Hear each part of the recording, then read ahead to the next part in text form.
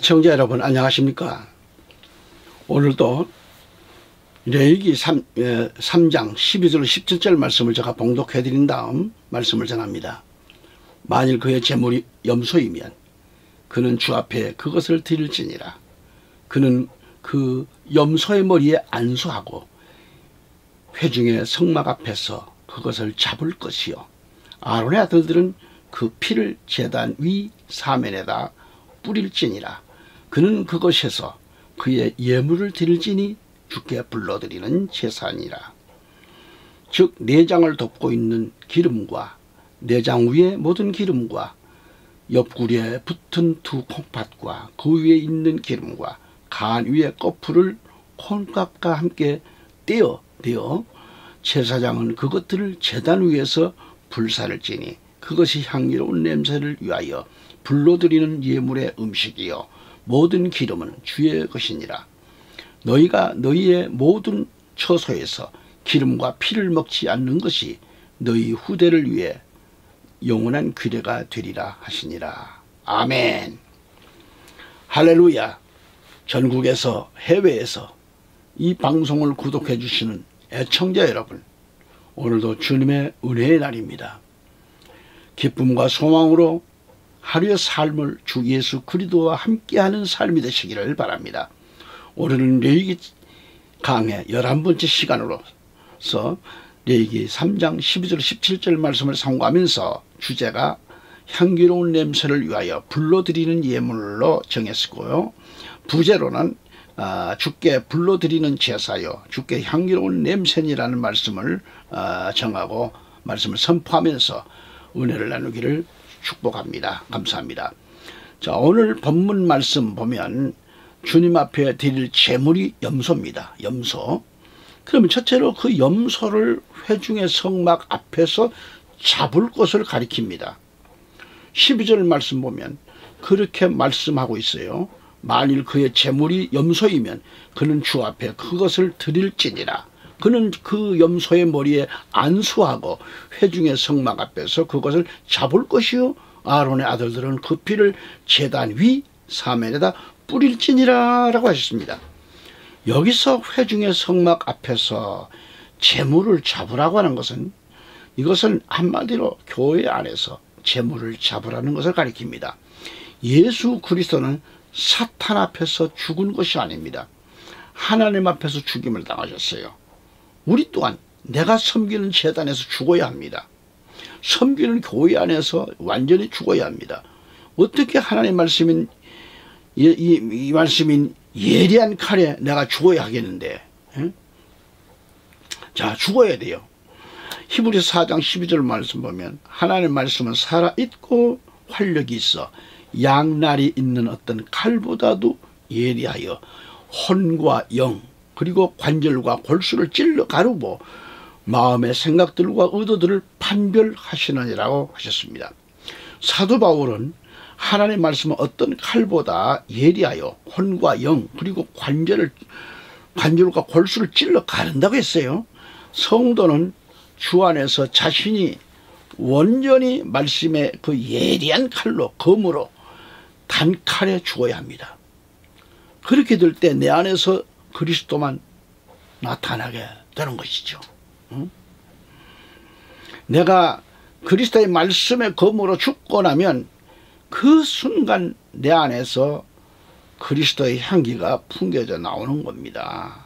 내가 죽고 내 안에서 그리스도만 나타나면 하나님은 너무도 기뻐하시고 칭찬하시는 겁니다. 하나님의 성단에서 선포되는 말씀은 하나님의 말씀인데 목회자는 대언자로서 주의 말씀을 선포하는 겁니다. 그런데 자신이 하나님의 말씀의 칼로 단번에 죽어야겠는데 설 죽어 있으니까 무슨 일을 하든지 간에 내가 튀쳐나오나, 내가 튀쳐나와요.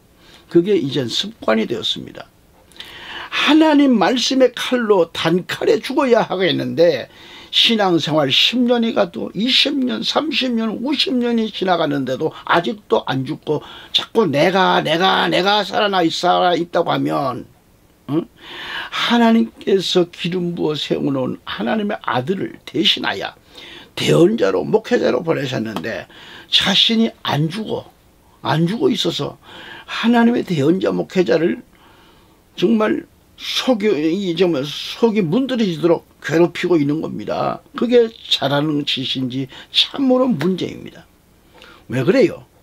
자신이 하나님 말씀의 칼로 죽어야 죽어져서 그 안에 예수 그리스도만 나타나야 되겠는데, 그리스도의 향기가 풍겨 나와야 되겠는데 아직도 안 죽고 그 꼴로 앉아 있으니 성령께서 그 꼴을 보실 때, 주께서 부리는 천사가 보았을 때 그 꼴을 하고 있는 그 꼴이, 자신은 모르고 있지만은 하나님은, 주님은 그 꼴을 다 알고 계셔요.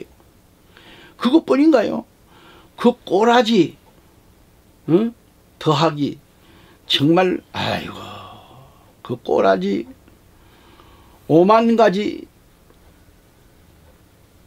심술이 다 가득 차 있습니다. 그러니 그 꼴을 하고 있으니 되는 게 없지요. 편안한 날보다는 곡소리 나는 때가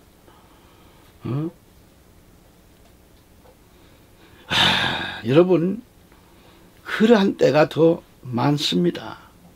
그래서 이제는 한숨 소리가 아니라 그 속에서 뿜어져 나오는 것은 썩는 냄새뿐이에요. 가만히 보면 어떤 교회 안에 이런 자들이 너무 많습니다. 이런 부류의 인간들이 있는 한 그 교회는 항상 시끄러워요. 덕스럽지를 못해요. 재직회를 하면서도 혈기가 여기저 뿜어 나옵니다. 연기처럼 뿜어 나옵니다. 혈기가 나오고 주먹도 나오고 쌈질합니다. 이러한 교회의 가정의 직장에 성령 하나님이 계실까요? 벌써 떠나신 지 오래지요. 그들은 날 때마다 예수 그들을 십자가에 못 박는 자들입니다. 날마다 나설 때마다 십자가를 못 박는 사들인데, 불순종의 몫으로, 혈기의 몫으로, 거짓과 음란의 몫으로 예수 그들을 못 박고 있다고 하는 것을 알아야 합니다. 하나님의 말씀에 칼에 안 죽어 있기 때문에 그래요. 그렇습니다. 교회 안에 회개는 없고 이런 자들만 있다고 하면, 이런 자들은 하나님의 말씀에 칼로 안 죽었으니 회개 없이 스스로 택한 길, 불유황이 타오르는 지옥이, 그 지옥에 던져지는 그런 일외는 없습니다. 이는 자신이 만들어낸 작품이지 남이 만들어준 것이 아니라 이 말이죠. 청자 여러분, 바로 알아야 합니다. 자신이 하나님 말씀의 칼로 온전히 죽었을 때 신앙생활 바로 하게 됩니다. 자신을 봉헌하는 봉헌물이 화목제사의 희생제물이 되어야 합니다. 거듭 말해서 자신이 죽어야 화목제의 희생제물이 되어서 봉헌물이 되는 겁니다. 자신이 화목제사의 희생제물이 되는 것은 하늘의 미랄과 같이 자신이 죽어야 합니다. 오늘 이 나라와 민족이 바로 되려면 교회에서 성도들이 먼저 죽어야 합니다. 그래야 화목한 가정, 화목한 교회, 화목한 나라가 되는 겁니다. 또한 가정이 화목해지려면 어떻게 해요? 자신이 먼저 교회 제단 앞에서 죽어야 돼요. 내 안에 자신은 없고 오직 예수 그리스도만이 계실 때에, 그때부터 가정은 화목을 이루게 되는 거죠. 오늘 본문 2절에 그는 그 제물의 머리에 안수하고 회중의 성막문 앞에서 그것을 잡을 것이오라고 했어요. 이 말씀의 의미는 예배드리는 자신의 죄를 몽땅 고백하고 예수 그리스도 앞에서 죽으라는 말씀입니다. 예수 그리스도 안에서 죽지 않고 교회 밖에서 수백 번 죽는 것은 소용없습니다. 교회 제단 앞에서 자기 자신이 죽어야 돼요. 오직 예수 그리스도 앞에서 옛사람이 죽어질 때 예수 그리스도 안에서 하나님의 사람으로 다시 살아나는 역사가 일어납니다. 할렐루야. 둘째는 피를 제단에 돌아감을 뿌리라겠어요. 제단을 돌아야 피는 생명을 뜻하죠. 피를 제단 위에 돌아가면서 뿌렸다는 것은 뭘 말합니까? 죽도록 충성하겠다는 뜻입니다. 예수 그리스도는 십자가 위에서 머리에 가시관을 쓰셨고 양손과 양발에 대못이 박히시고 옆구리에는 창이 찔리셨습니다. 머리서부터 발끝까지 예수님의 몸속에 있는 피는 다 쏟아졌습니다. 하나님 제단 위 사면에 예수 그리스도의 온몸에 피를 뿌리셨습니다. 완전한 충성의 모습입니다. 진실한 신앙이라면 그러한 충성이 있어야 되겠죠. 내 몸에 피를 뿌리는 충성이 우리에게 있어야 합니다. 우리가 제단에 피를 뿌리는 충성을 못할지라도 그러한 모습이라도 하나님 앞에 보여드려야 됩니다. 교회 제단을 떠나서 하나님과 화평을 이룰 수 있을까요? 예수 그리스도를 떠나서 하나님과 화평을 이룰 수가 있을까요? 없습니다. 다음에 기름을 드려야겠어요. 3절 말씀에 그는 또 그 화평 헌물의 희생제물 중에서 주께 불로 예비한 헌물을 드릴지니 곧 그는 내장을 덮는 기름과 내장 위에 모든 기름과 그랬습니다. 드려진 헌물의 희생물 중 내장을 덮는 기름과 내장 위에 모든 기름만 골라서 하나님께 드려야 합니다. 그 기름은 성령을 뜻하므로 우리가 성령의 인도를 받아야만 화평 헌물의 희생물이 되는 거죠. 만일 육체의 소욕을 인도받으면 제단의 제물이 될 수 없습니다.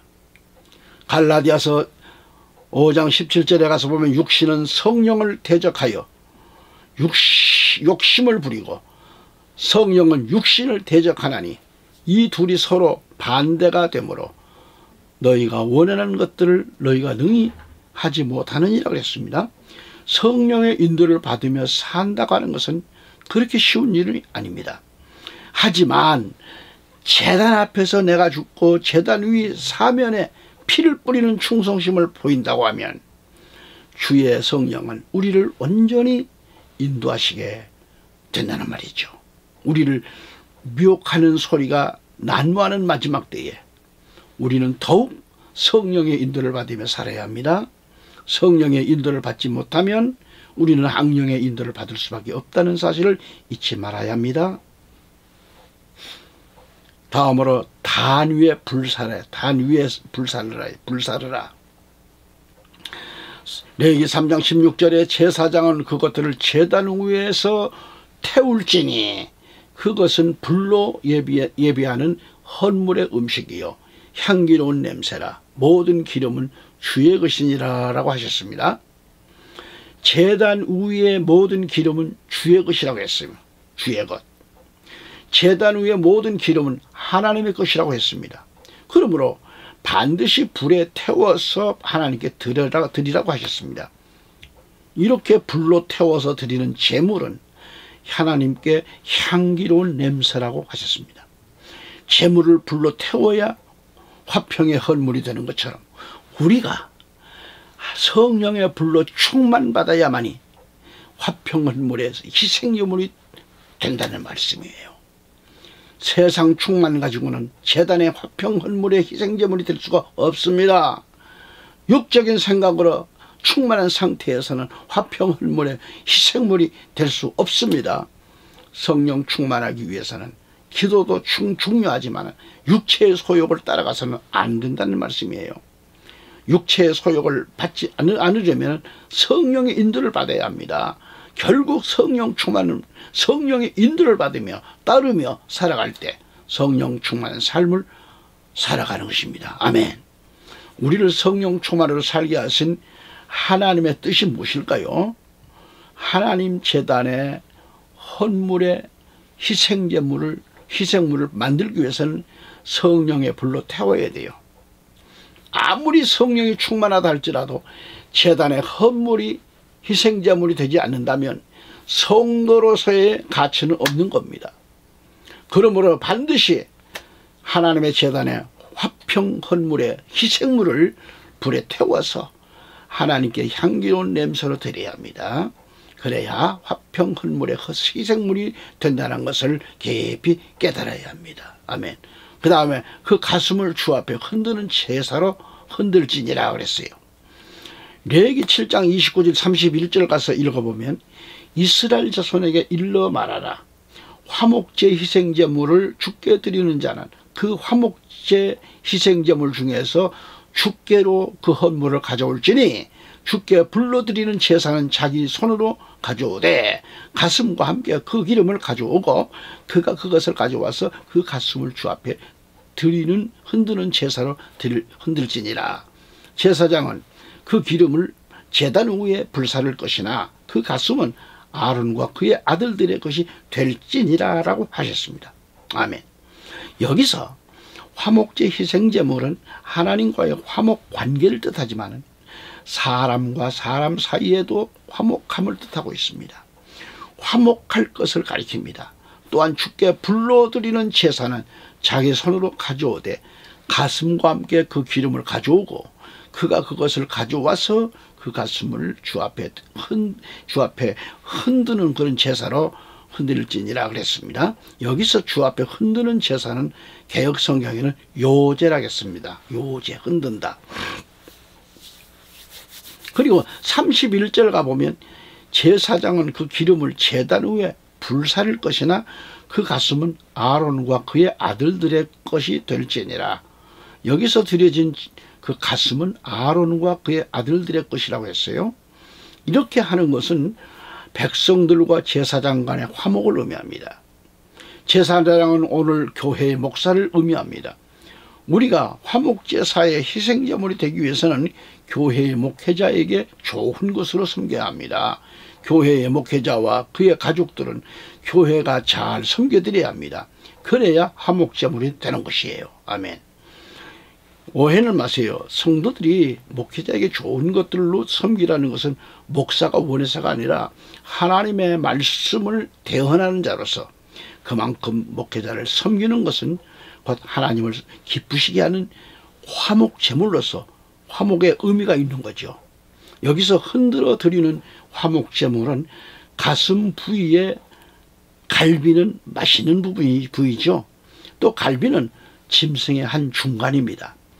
가장 좋은 것으로 목회자를 섬길 때 성도는 하나님과 화목한 관계가 되고 화목한 관계를 맺는 화목한 희생제물이 되는 겁니다. 아멘.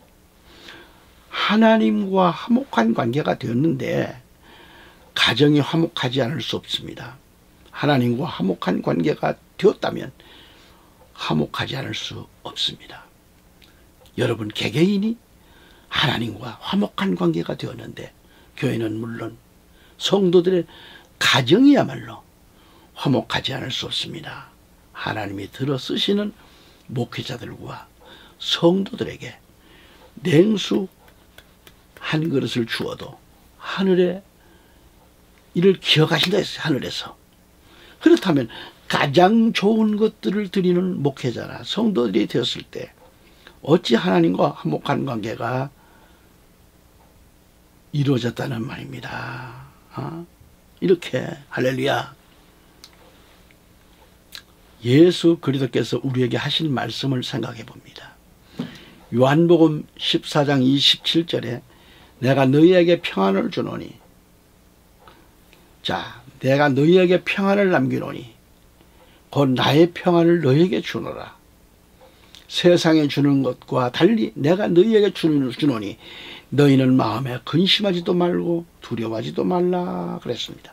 그런데 우리에게도 이런 화평이 계속 지속되지 못하고 있다는데 문제가 아닌가. 내가 너희에게 평안을 남기노니 그랬어요.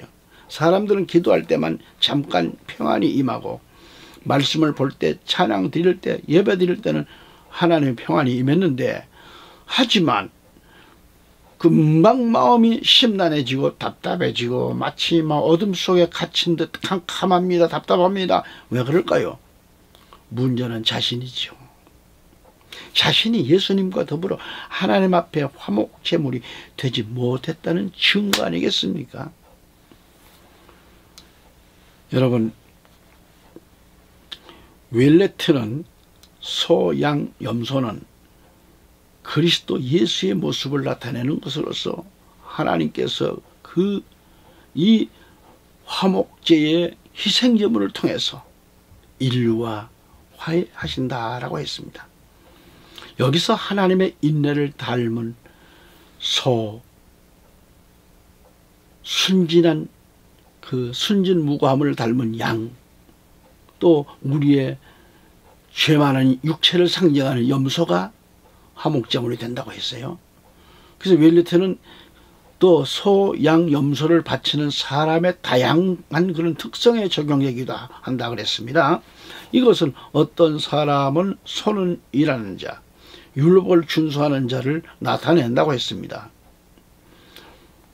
주캐스는 소, 양, 염소 같은 종류의 등급은 제사장의 생활 형편과 이 제사자의 정성과 직결되고, 이러한 제물의 등급은 그 제물의 가치와 관계가 있는 것이 아니라 제물을 가져오는 제사자의 의도와 관련되어 있다 그랬습니다. 또한 제물의 성의 자유로운 그런 선택에 따라 제사자가 그리스도에 대해서 감사하고 그리스도를 존귀하게 여기며 그리스도와 친구를 맺는 태도가 다르게 나타난다고 생각합니다. 이를테면 암컷은 깊은 사랑을, 수컷은 보다 강한 헌신을 의미하기 때문이다 그랬습니다.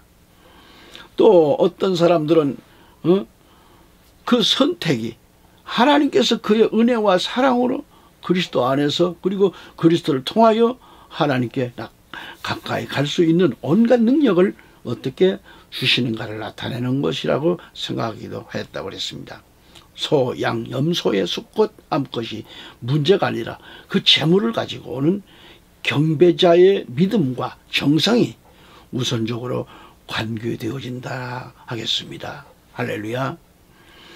오늘은 또 여기서 말씀을 마치겠습니다. 다음 시간 또 함께 할 수 있기를 기대합니다. 감사합니다.